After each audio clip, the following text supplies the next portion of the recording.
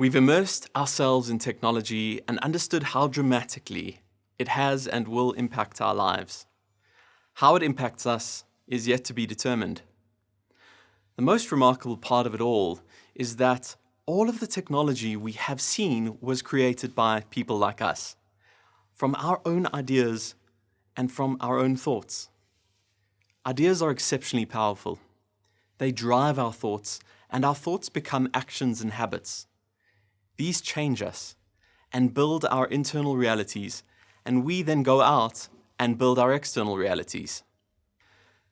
We are a probabilistically rare outcome of the universe, forged from stars and planets and energy. Emergent transient apes with consciousness on one of the giant rocks somewhere hurtling through space-time. Apes that can explore the world, think, feel, and even create it. It is almost so special that it is as though the universe devised us as a transient organism to explore and discover itself. And we can wield something akin to magic on a day-to-day basis by engaging and merging our neurological systems with technology. This outcome is nearly an unimaginable one. You see, in our bodies, we have a unique and individualized collection of neurons, assembled into a truly rare and individualized configuration that creates you. This is our most valuable asset. It is very much of our essence. Our nervous system is like our input-output interface to the external world. In a sense, it is forged and molded by our external world and how we internalize these external signals and how we internalize our own thoughts.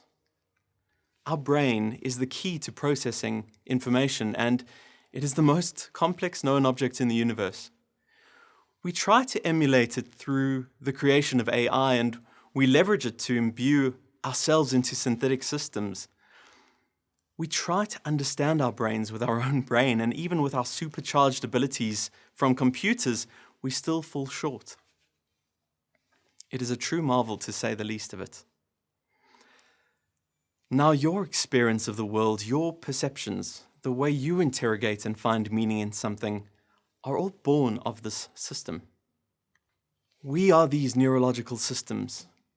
Every moment we perceive is through the lens of the system.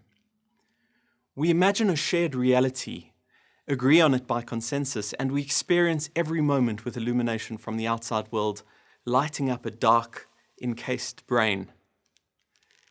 It used to be that we had to go out to seek the world in order to fill our bags, our stomachs, and our knowledge with the sustenance required for survival, but technology has entirely flipped this model. Through, for instance, farming and the use of drones in agriculture, the world now actually seeks us. The resources we require are now directed to us. We do not flow through the world flows through us. This affords us a lot of time to direct our energies elsewhere. We have brought along many evolutionary tendencies through this process, one of the deepest of which is our mental pessimism. We're actually biologically wired to amplify the negative and to dwell on it. It was much more useful to be negative when your survival depended on it, and to assess a situation and determine the worst possible outcome to avoid these. Many of us no longer have daily external threats. We can focus on optimism, which helps us to be more exploratory and creative. The failure of risk is not dire. It is not death. We can now expand our horizons. The gaining of an awareness of this can help us to counteract it. It is now much more useful to be optimistic. But it is hard to maintain happiness and optimism. We need to rage against our own biology in this regard.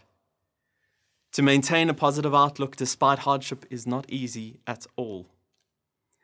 This biological negativity leads to cognitive distortions of reality, where we perceive reality as potentially warped based on our negative outlook. One of our features, however, is that we have the inherent ability to control and override some of our programming. One example of a clever way to hack this negative, biased thinking is to ask yourself questions. Ask yourself why you think something, and keep asking why. Think about why you are thinking something. We can leverage amazing aspects of our brain, this idea that we can abstract, to actually abstract and observe the brain itself. We use our brain to observe our own thoughts and your own thoughts. We may not externally understand the brain, but we can internally go some way to do so, and in doing so, we observe our own thoughts and even question them, perhaps even shift them. We can see that using questions are quite powerful. They can reprogram our thinking. I see them as cues from the outside world that we can inject into our brains to compute, change, and create ideas, thus tuning us into that which surrounds us. Questions hit unique notes in our minds in the same way as the outside world may invoke something inside of us. There is far more upside to optimism. It allows us to stretch our horizons. Negativity modulates us. It keeps us between 0 and 1.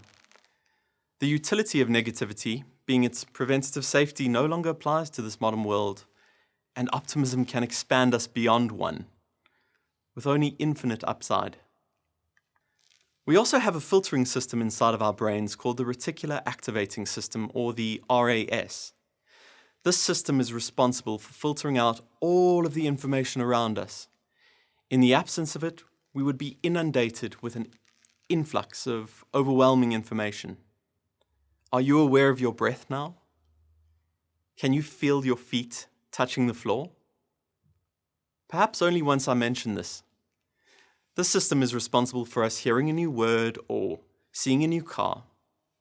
If we become interested in a new car, the car was equally present in the world before. We just become tuned and filtered into noticing it, and we might see the car multiple times in the next few days on the road. Our attention tunes us into something different based on the RAS.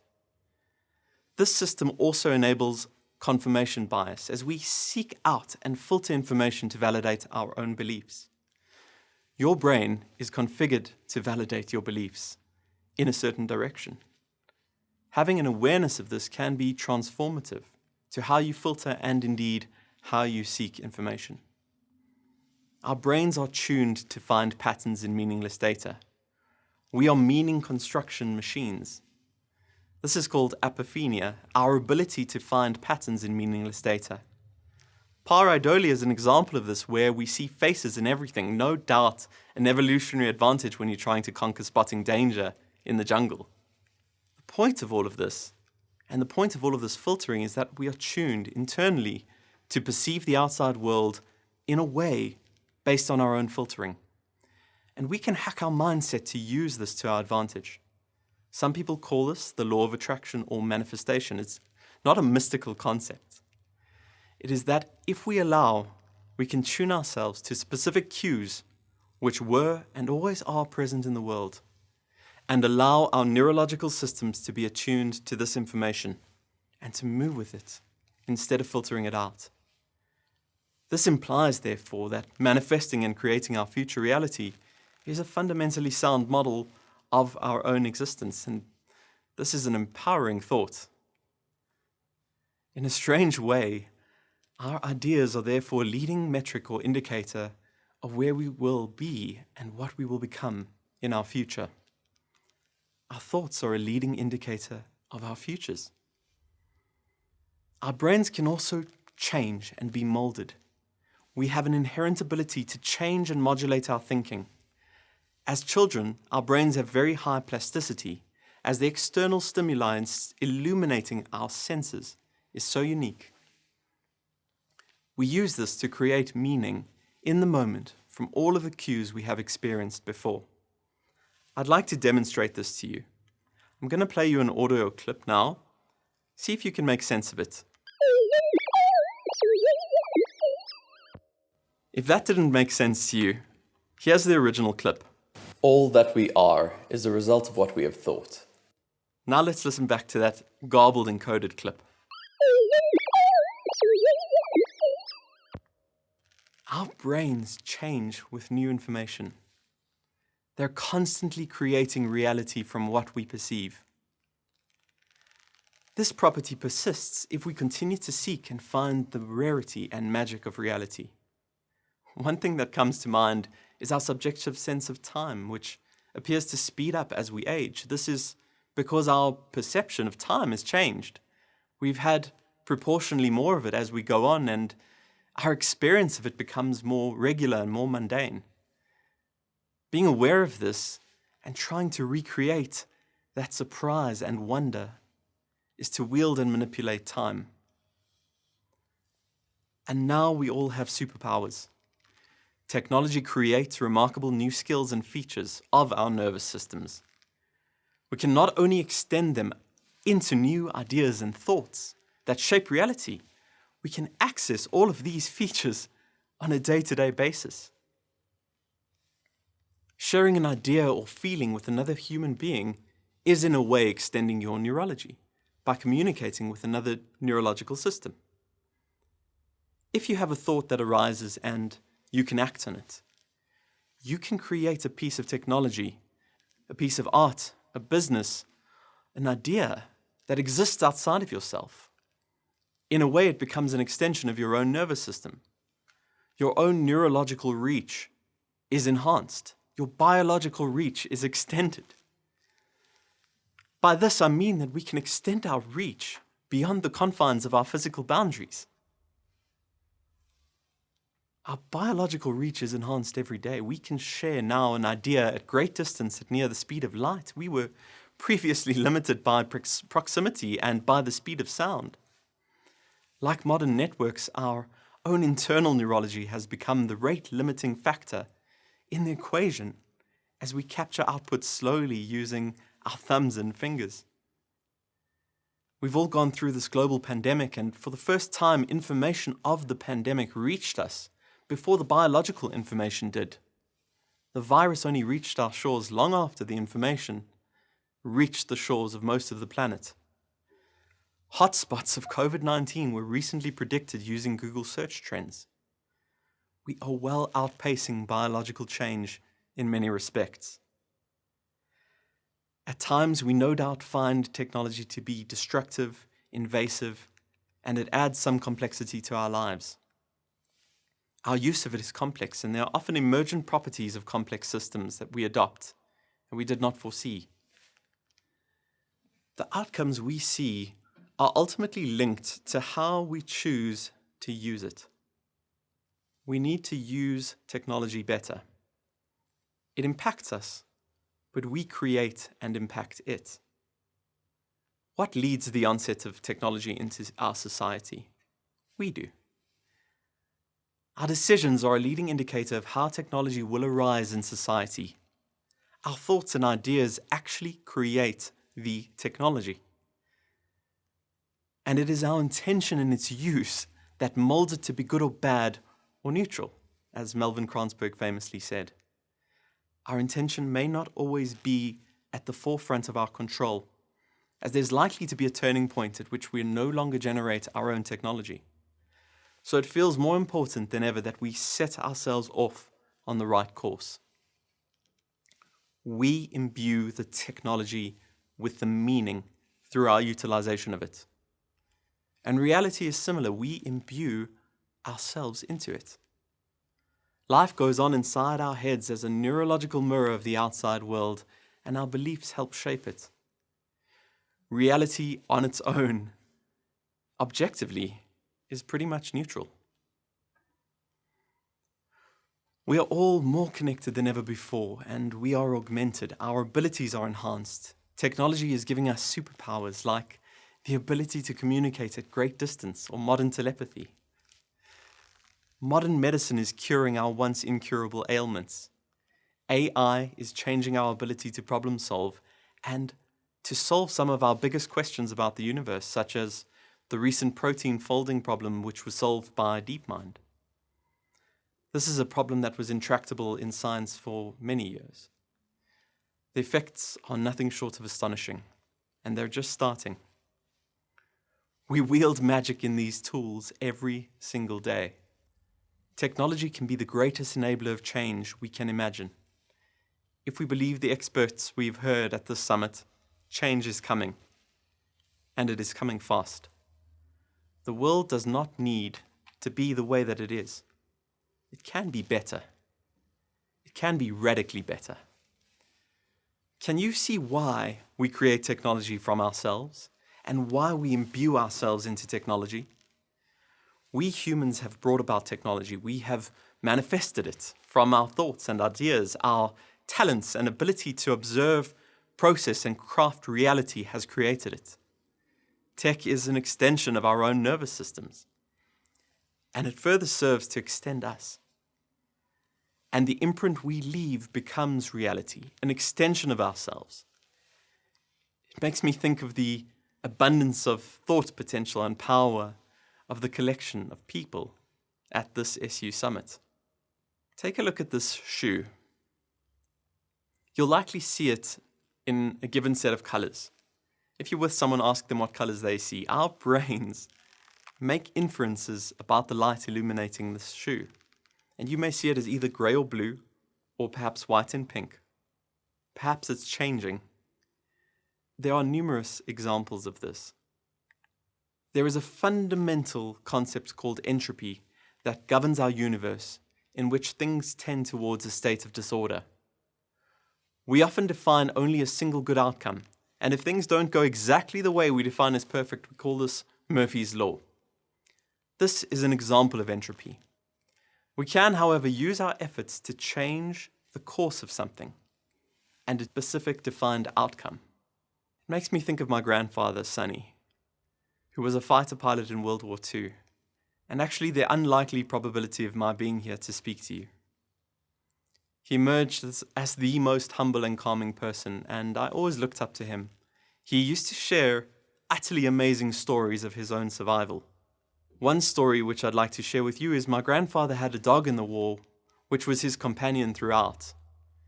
The ground crew told my grandfather that the dog would run out when he was coming back from a mission and start barking excitedly and acting excitedly before any of the humans became aware that he had started to return. In one story, my grandfather recounted that he was driving in a Jeep with his dog, Ravigo.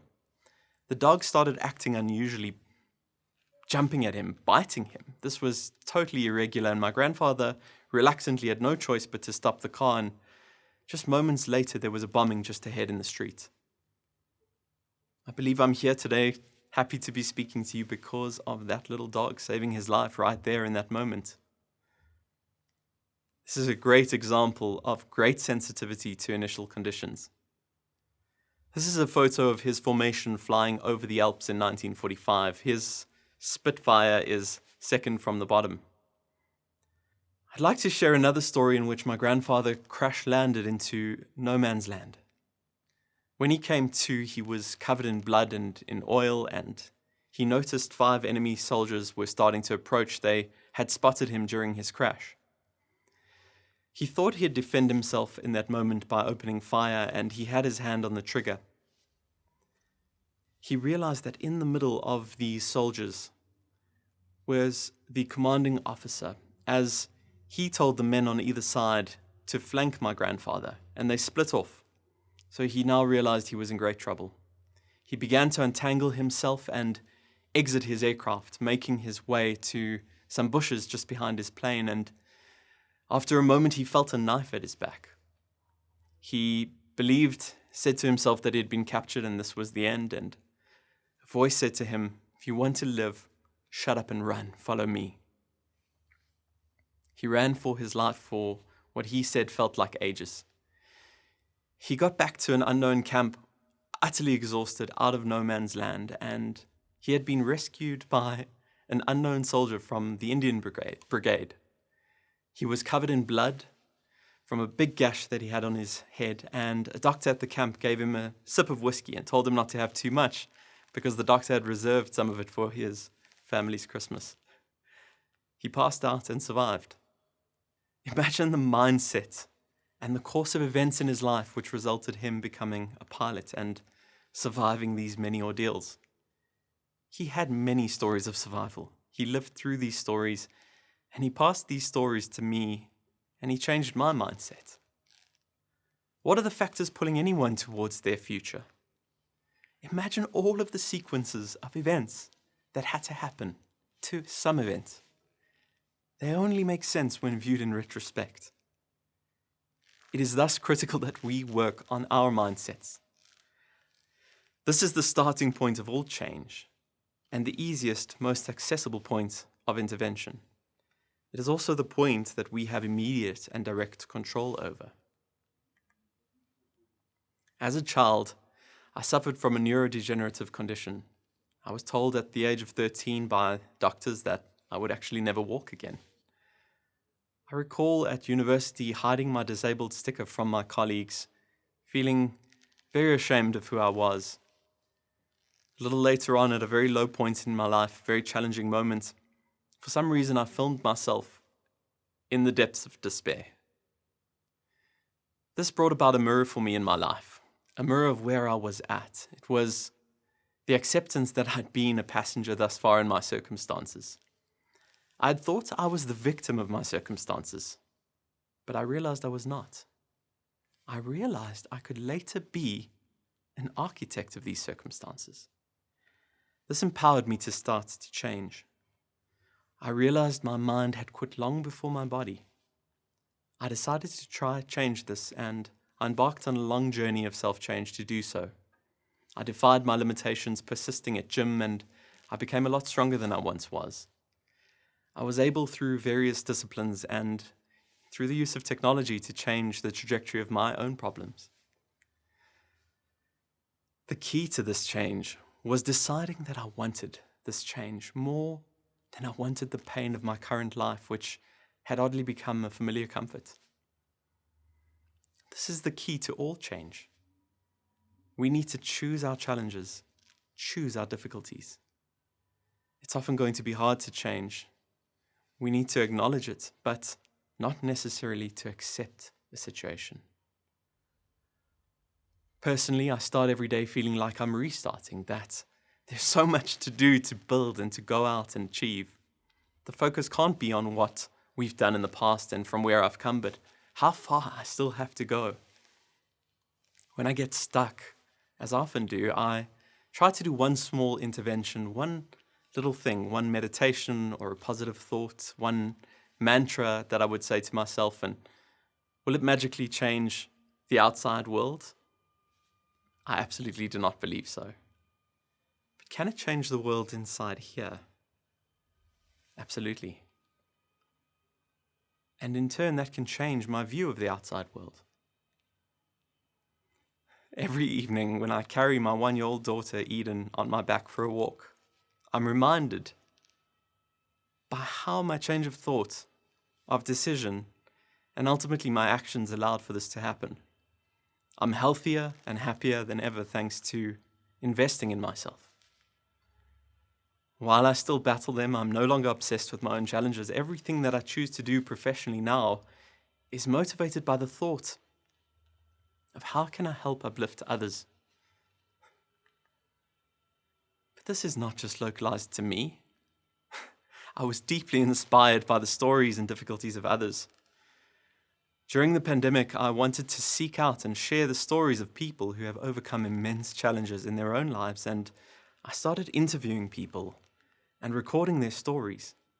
People who have in their lives had unbelievable challenges thrown at them and have somehow emerged on the other side into greatness.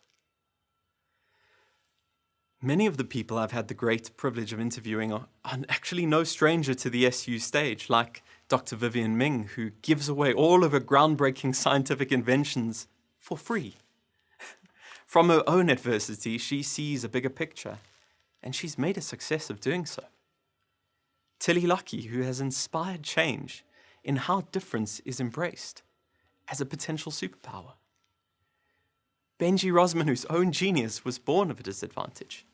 Musamota, this beautiful South African dancer who found dancing when he lost football from his life due to his leg being lost to cancer. Godfrey Nazareth, who has found, because of ALS, his inner voice through a technological device which he wields to uplift others. Matt Eagles, who gets up despite Parkinson's each day to get out into the world, to advocate for the rights and realities of other patients. He also does plane walking. He's a total daredevil. These are people who are not who they are in spite of their challenges, but because of them. These people sometimes shared with me how they too had a bottom moment, a turning point at which they could see quite clearly that the pain of change was easier than the pain of staying where they were. It was either that or give up entirely, which was not a rational, viable option for them. Every problem has an inflection point. Every problem has a bottom, a point where change can begin. These people forged themselves through their adversity, and it created unimaginable uniqueness. The conversations with these people helped me to understand the thought from Marcus Aurelius that it is not unfortunate that this thing happened, whatever it may be, to me. It's fortunate. Better me than anyone else. These people have turned for the better. You see, these people created themselves to greatness through their challenges and adversity. We've all faced a global pandemic, which has affected everyone and no doubt created massive strain and stresses within our lives, within our systems, within our networks, within our families and within ourselves. But we each see it from our own vantage point. And these challenges can have an upside. We can find ways for these to ultimately serve us and to enhance us. Hemingway said about good writing that it's like an iceberg. A great deal of it exists beneath the surface. Just 1/8 of it exists above the surface. When people present themselves, we only see the top bit. There is great complexity and work that goes on beneath the surface. We often have hidden challenges, disadvantages, and uniqueness that isn't immediately evident to the world. If we face these challenges head-on, we can face them with a problem-solving mindset rather than a reactive mindset. This actually changes our physiological state as we take control of a situation into solution mode. If we decide to tackle a problem, we lower our stress, our cortisol drops, we shift from reactive mode, and we change our perception of being a victim of some circumstance to being a creator of the circumstances. Invest in yourself. We have this intuitive idea of compounding interest in finance. We understand how much value can be derived from compounding as an asset. Investment in ourselves is also compounding. Financially, of course, but generally. Small incremental changes are advantageous to us. We can similarly invest in ourselves to improve each and every day. This is the most worthwhile investment we can make. It can be generative into every aspect of our lives. Even just a single investment in one aspect of our life can increase the enjoyment and outputs in other aspects. We need to create systems to create our goals. These systems then help us form habits, which ultimately create us, perhaps differently in the future. It's useful to imagine the outcome we want, and then to create the systems that enable the creation of that future identity. Habits which embody the identity we want to create. Sometimes I tend to dwell on a task or a problem, and it keeps arising in my mind multiple times. This is experiencing it multiple times before I do it, and again when I do it. Your brain reminds you of open loops. There is mental bandwidth that we expend, energy that we allocate to these tasks and these things. Our brain is simulating them in advance, and so we are experiencing these open loops multiple times at great cost. This causes us to switch context when it's not useful to do so, and we usually aren't even in the context in which we can act, so this is costly to our headspace. This is the cost of indecision or inaction. In making a decision and in acting, we are able to shed this inefficiency to move forward and gain more information to solve more problems. You want to face more problems. I've personally struggled with this, but I'm learning to override it through one small action which inevitably compounds. It is our tendency to try to avoid problems. What we should be trying to do is to face them. I love the story I heard, which I'd like to share with you, of a little boy and a little girl playing together. The boy had a bag of marbles and the little girl had some of the most delicious sweets. She let the boy have one and he begged her for a trade. He said he'd give her all of his marbles in exchange for the bag of sweets, to which she agreed. They exchanged. The boy received the sweets and the little girl received the marbles, but the little boy held back one marble for himself, his favorite marble, keeping it in secret. That night the boy lay awake, tossing and turning, furiously wondering, what if she didn't give me all of the sweets?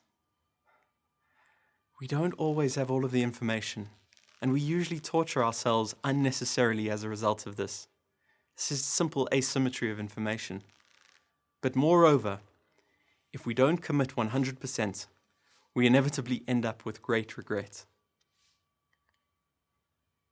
We need to learn while doing and seek out new problems, seek out new signals.